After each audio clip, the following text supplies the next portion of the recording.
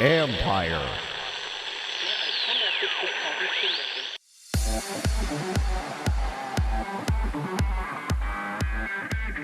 Some major shakers are trying to get the kids to become movers again. There's a huge amount of aggravation and irritation and annoyance that goes into planning a practice.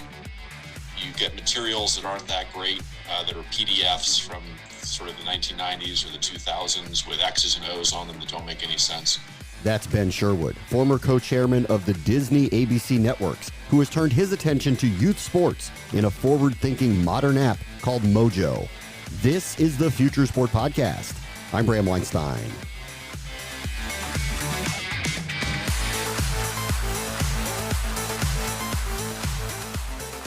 Ben Sherwood oversaw some of the biggest entities in entertainment as part of the Walt Disney Company. As you'll learn here, connection to his kids through sports was one of the main reasons he and his Mojo co-founder Reed Shaffner decided to build the app that isn't just aimed to get kids playing again, but help their parents be all they can be as coaches.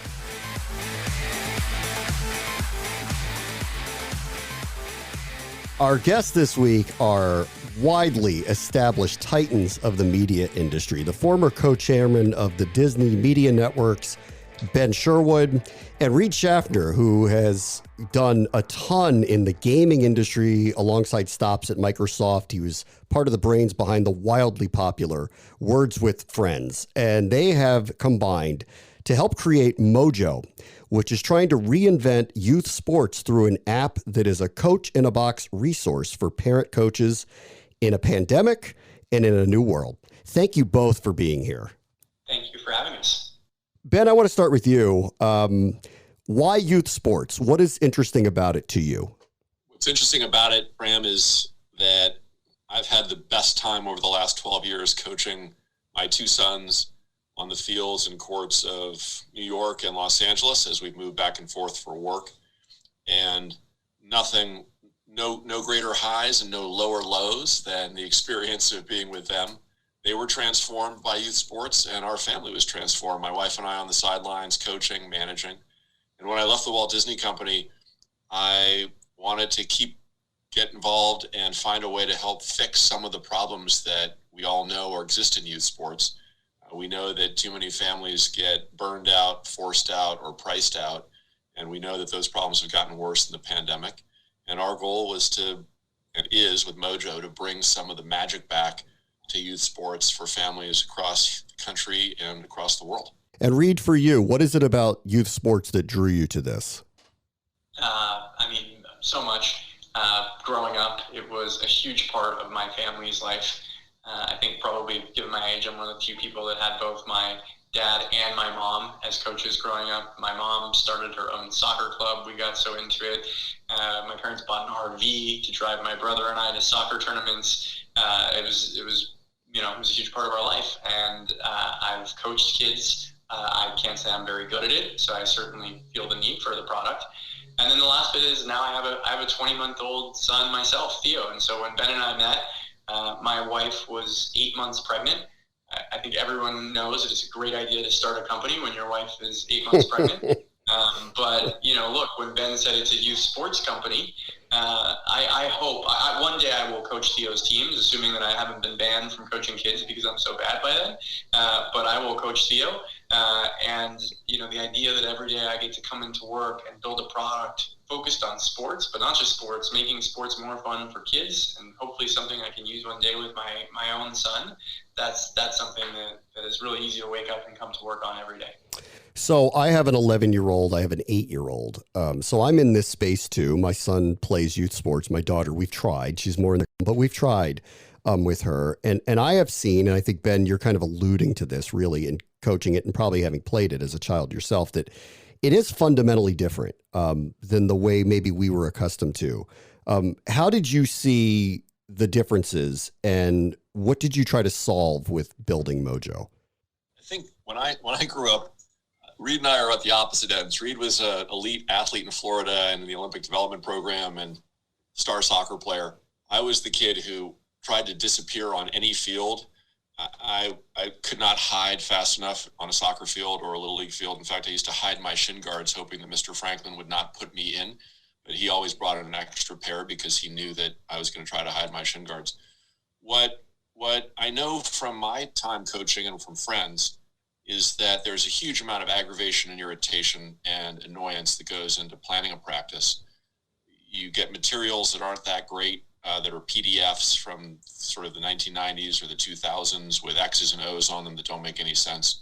You go to YouTube to try to find material and you can't find stuff that's appropriate for a 4-year-old or a 6-year-old or an 8-year-old because everything either seems too sophisticated or you can't tell the quality of it, or you're not sure if it's developmentally appropriate.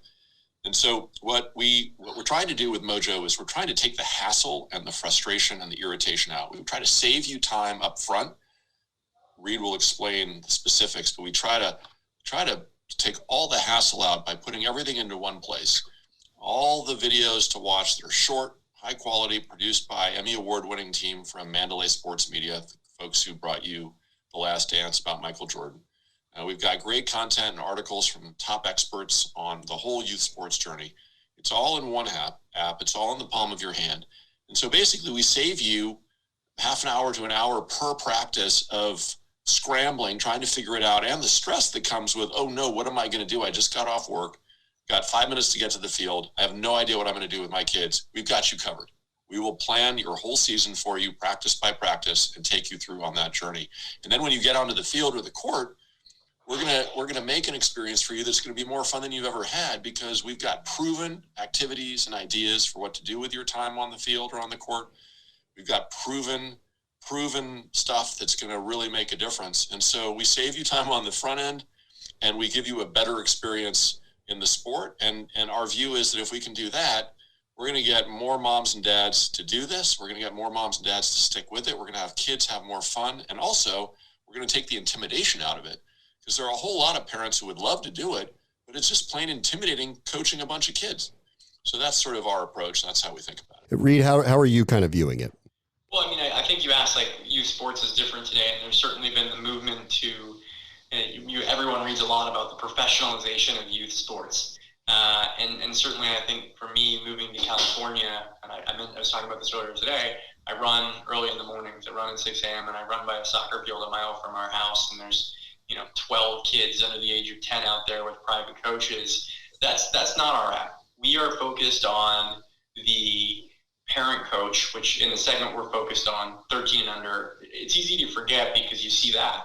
In that segment, still 80% of those coaches are volunteer parents. And I think the way we're thinking about it is those volunteer parents still need the same help. It turns out it's still really, really hard to coach kids, right? If you're coaching 5-year-olds, it's really hard to keep their attention.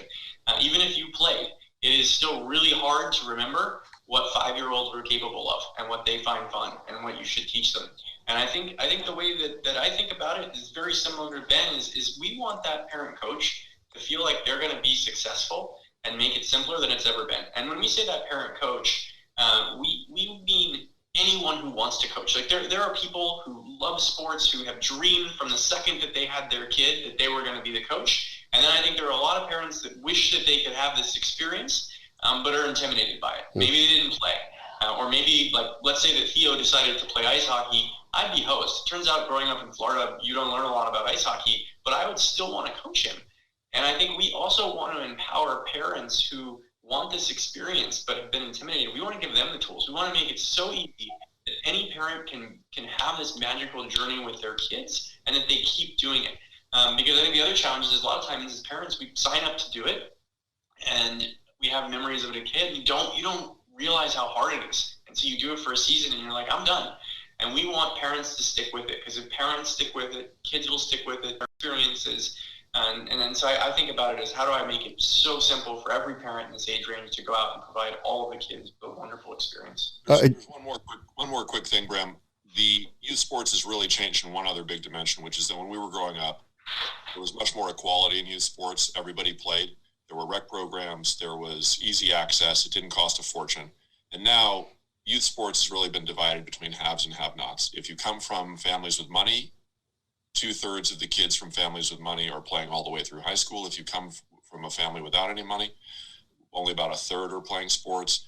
that's really a problem that has grown in the last decade, and it's really been compounded by the pandemic. And so money has really changed things. And what we are really focused on, Mojo is free to use for the soccer app, for our first sports soccer. And there is a premium tier, what we call Mojo Plus, for $19.99 a season, which unlocks some new features and unlocks some additional content. But our view is that everybody should be able to use this, and you can coach a whole season of soccer with the Mojo app, one practice a week. We got you covered. And we also are distributing this through an organization called Coaching Corps, which is a wonderful nonprofit with 10,000 volunteer coaches across the country in low-income areas, because we think that we're trying to help level the playing field at Mojo. We want everyone to have access to great coaching. Support for this podcast comes from Goldman Sachs. What do Goldman Sachs experts and leading thinkers have to say about trends shaping markets, industries, and the global economy? Stay informed with the latest insights from Goldman Sachs on the economic and market implications of COVID-19. Available on our podcasts at gs.com/COVID-19 or any of your favorite podcast platforms. You both have unique skill sets in terms of engagement too, through what your career backgrounds are. So, Reed, I want to start with you. Knowing what you've built in apps and games, as you kind of view coaching and engagement with kids, how do you kind of view youth sports through either a gamification model, a digital model? How does that all kind of intertwine with what's going to happen on a field? I think it's a fantastic question. I think when you say, like, how do you think about engagement and gamification in youth sports, I want to put this in two very different buckets. There's the parent and there is the kid. I think when it comes to the kid, it's a real challenge. Like the average kid in let's call it the tweens age group is spending somewhere around 4 hours a day on a screen, not including what they're doing for school. And I think, in reality, a lot of that screen time is going to things like Fortnite and maybe Words with Friends, although probably not, or League of Legends. And it's really, really difficult to compete with those systems and those games. And I think, frankly, like when you think about getting kids to engage with sport in the home, that's what you're competing against, right? You're competing against these things that are incredibly fun to play in a digital environment, particularly coming out of the pandemic where a lot of kids couldn't get outside. And so I think one thing we think about is like that's the bar for what the experience has to be like. But I think one of the reasons we're starting with parents is because we do believe that parents want their kids to be more active. They want them to get out and play. And so how do we make them successful? And I think the way we think about it coming from gaming is that sports are inherently community-based. They're inherently viral. Like you Bram, mentioned you have kids that are 8 and 11. I'm going to take a guess here live on the podcast, but I'm assuming that you might be friends with a lot of the parents on your kids' teams. They might have become your kids' friends that are coming over for sleepovers. That is when you have that behavior happening in the real world, it provides an incredibly sticky, engaging community that you can leverage in the digital world.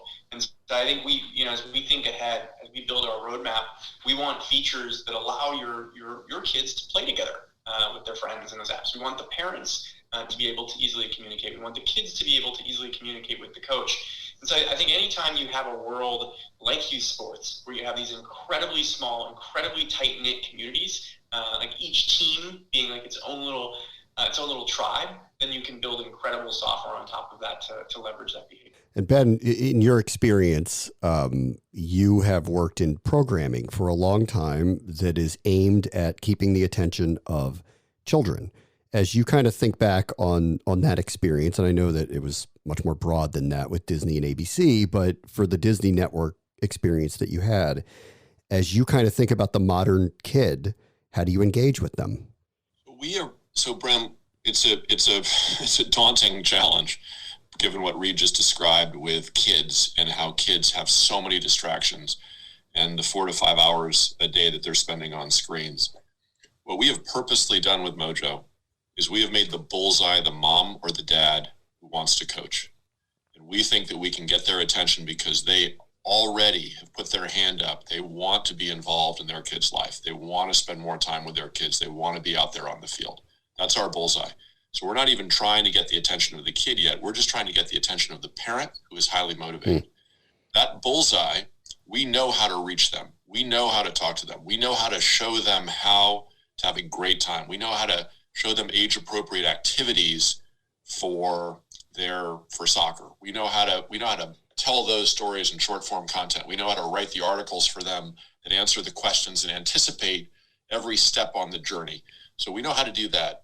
The next step, sort of the next ring in our target, right? The ring around the bullseye is the parent, as Reed just described. That's that viral community of moms and dads by the coach. And if the coach says, I want you all to download Mojo because this team is going to use Mojo this year, and Mojo's got all this information and these practices and tools to help you and your kid get better. And I'm going to be telling you between practices, I want you guys to watch this video and spend some time with your kid. We know that the moms and dads who are motivated to be better parents in that regard and are competitive in that regard will want to get their kids off the screen for 1 more hour a week and go outside and do one fun thing that Mojo can recommend. So that's the second ring. The next ring out would be the kids. And that's hard. That's a war. And we sort of feel like if we can succeed with the bullseye, the parent, and the moms and dads around that coach, then we will have built the community that we want. And then if we can then layer in something for the kids, sort of fun stuff for kids to watch with their parents, like the crazy, top 10 plays of youth athletes around the country and around the world who are using Mojo, and other cool stories about kids doing amazing things in sports, then we will have the bullseye, the first ring, and the second ring. And that'll take us some time, but we think that's what families want. That's what families want to do together. They want to have fun with sports, and they also want to watch fun sports stuff together. It's funny. It's like I hear my parents in me when you mentioned Fortnite, Reed, and my son plays a lot of it. And especially in the pandemic and being locked up and not being able to go to school, there's been a lot of downtime and there is a lot of screen time that's happening. And I hear my parents yelling at me, stop watching television or stop playing with the computer or whatever it was. And I can't decide where we are in society at this point. Is it that bad of a thing if that's the reality of being on it? And we're talking about youth sports in a new forum, it is digital. Like, it's not just outside, but there is a digital aspect to it. It's a really, we're in an interesting time and conundrum really with screen time, aren't we? Yeah. I mean, look, further complicating is the fact that your kid could go professional in Fortnite and, make more money than any of us. So, like when he looks at you and says, but Dad, I'm going to go pro. Look, I think that it's a tough time and the pandemic has made it worse. There is some data out of the Aspen Institute that suggests that of kids that have stopped playing, 20% of them will not return to the field or the court when this is all over, which is scary because regardless of what kids should be doing, even before the pandemic, there was data that suggests that only about 1 in 5 kids got their CDC recommended hour of activity every day. And so will screens may become a way to learn? Will they may become a way to become a professional athlete? Exercise, movement is still important. And I think that there is also a lot of data and research out there about the advantages that come with kids who play team sports in terms of lifetime income, colleges that they go to, long-term health benefits, reduction of obesity, and those aren't going to go away. And so I think that the question is going to be, how do we find a balance where inevitably out of the pandemic, screen time is going to go up for all of us, but how do we balance that with, I believe that my kid should be active. I hope he wants to be active. And how do I get him out there playing with other kids and having that experience? And I want to just jump in on that. We think that there is huge pent-up energy to get back outside and play. And huge pent-up energy to put the screens down and to go play sports and go have fun. And we want to be there for moms and dads. Wherever the return to play happens, we're launching February 9th because we want to be there for soccer as soccer returns in the spring for the spring season, wherever the doors open up again and the fields are open. And we also know that there'll be a big soccer season in the fall when there's been more vaccines, when the pandemic has gotten more under control. So we're going into this knowing that there's been a huge challenge from the pandemic, but we also know that there's going to be this enormous return to play. We want families to be able to get back out there with Mojo and have a great experience and a great time. And I'll leave you with this, Ben, and I want to lean back on your experience because obviously you were connected to ESPN, worldwide leader in sports as well. And we are in a different time, and if I think back to my childhood, I played a lot of sports. I also watched, obviously, a lot of sports and got interested in sports that way. We are in a very different time. The future of big sports seems to be hinged on finding a way to keep kids connected to sports. Because there are a lot of options out there. And I know that both of you know that there's been a different level of engagement with sports. And we're in a different time. They're not entitled to the attention that they used to receive from mine and your generation. It seems like we are at a time right now where big sports better be thinking about how they're going to engage with the youth of this country. We have a lot of humility, Bram, about this. We're at a base. As storytellers with a lot of experience telling stories and as technologists with a lot of experience building products. And we have humility about what we can do, but we know that there is a problem that you've identified, which is that if kids stop playing sports, if kids don't fall in love when they're 4 and 5 and 10 and 12, they're less likely to be fans for life. They're less likely to watch the sports. They're less likely to buy the tickets. They're less likely to get the merch. And most of all, they're less likely to have the habits that come from sports as kids. Remember, if you play sports as a kid, you're more likely to get better grades. You're more likely to get better scores. You're more likely to go to higher education. You're less likely to smoke cigarettes and do drugs. You're more likely to get a good job. You're more likely to earn higher wages. You're more likely to be a leader in business. Those are all the things that are direct benefit from sport, not to mention the effect that they have on the sports industry and ecosystem. So everybody's got a big stake in trying to figure out how to make youth sports work, how to get kids back outside to play, and how everybody can have a better experience. But at the most emotional, personal level, when you think, Bram, about your playing sports as a kid, and invariably, sports memories come back to how you feel about your mom and dad and remembering them on the sidelines, or remembering them coaching, or remembering them encouraging you. And I think that if anything I learned at Disney, it's about that magical time when the kids are young. Moms and dads want to be better parents. They want to be more involved. They want to make connections with their kids that last a lifetime. And that's really why we call our business Mojo.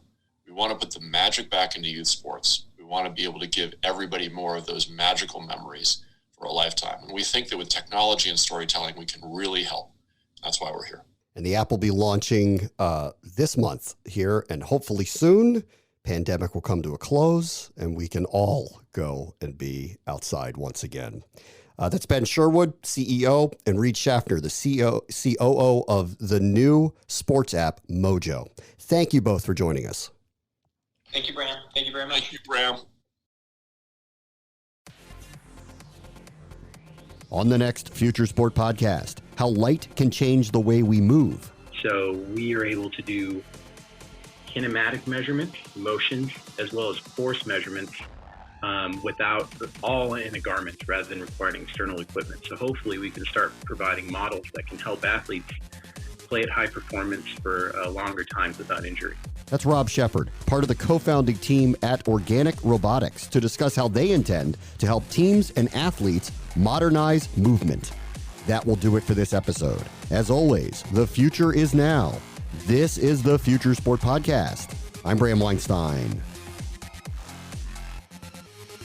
The Future Sport Podcast is brought to you by 3 Advance, developers of sports tech apps that are AI-powered and UX-focused. So if you're looking to create some apps for your startup or your sports biz calls for some artificial or business intelligence, you should check out 3 Advance. They're incredible. Go to 3advance.com. That's the number 3advance.com.